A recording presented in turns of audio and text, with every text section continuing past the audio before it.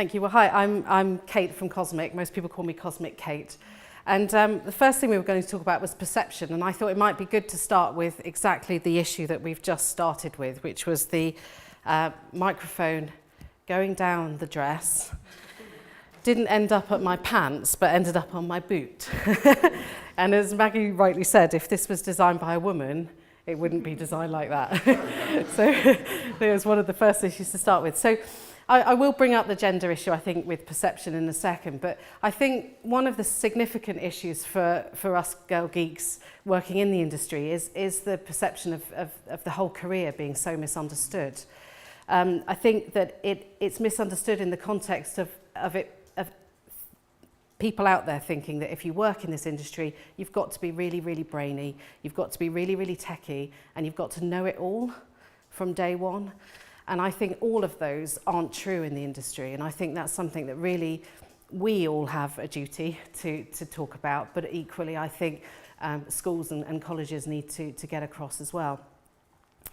I think also the issue that is not discussed a lot in this industry is about creativity.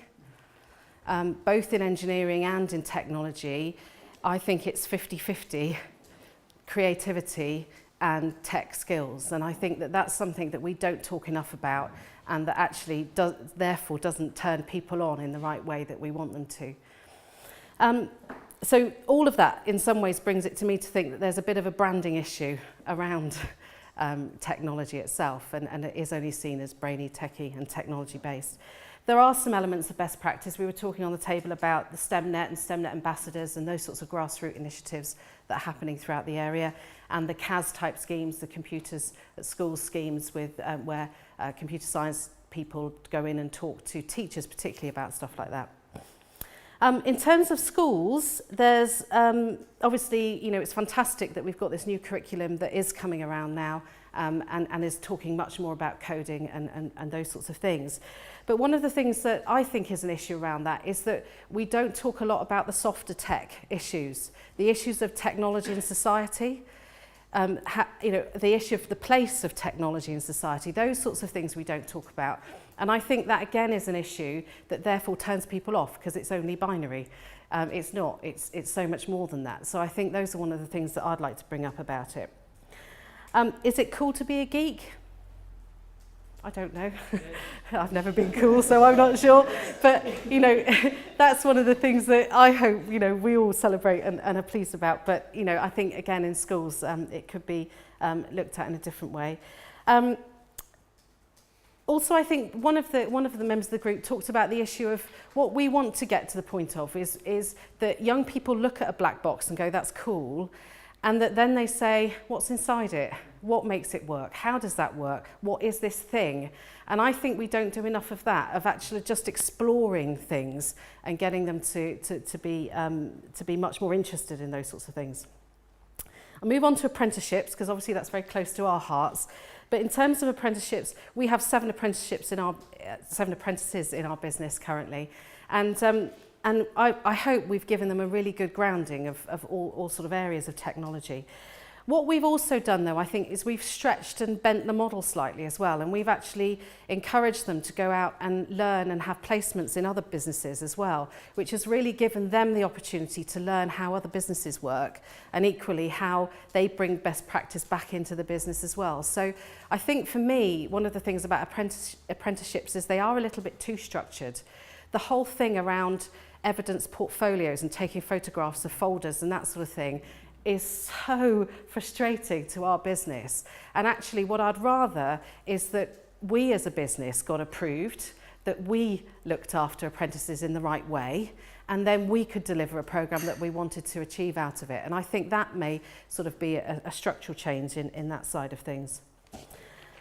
In terms of ongoing learning, again, something very close to our hearts, we recognise, and we were talking a lot about that, that there are still a lot of people that are digitally excluded. And a lot of those people are people in work. They just don't use and don't touch digital in the workplace. And so one of the things that we were talking about was more of a systematic approach really to looking at training those people and giving them support in digital work throughout in their workplace so that they can then go on and use that both at home, in their families, but equally in the workplace so that they don't become the unemployed of the future. Can I just have 5 recommendations, because we came up with five recommendations. The first recommendation, our group said, wouldn't it be great to actually have a digital skills group running across Devon and Plymouth? So actually challenging this group to potentially meet again and to have these conversations, because what we've learnt around our table has been really useful. So that's the first one. The second one is about this more systematic approach to digital literacy and digital skills outside of school, in the workplace, as we were talking about. The third one was around the apprenticeship programs and where that could lead.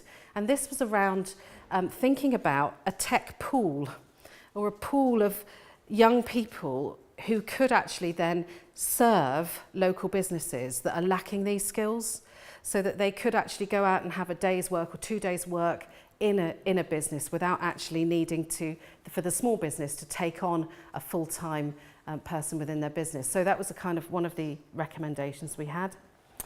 The fourth recommendation is around, there still is a need for stimulating demand around technology for middle managers, for businesses out there that aren't excited by technology at the moment. So we would recommend that that was something that was taken on nationally and continue to take on for those businesses that aren't embracing that stuff. And the final one was around schools and creating more of a structured approach for schools to be talking to businesses and to universities about those things. And one of the recommendations I think one of the other teams had around or endorsing curriculum activity, I think is an absolutely brilliant one. So that's our 5. Thank you.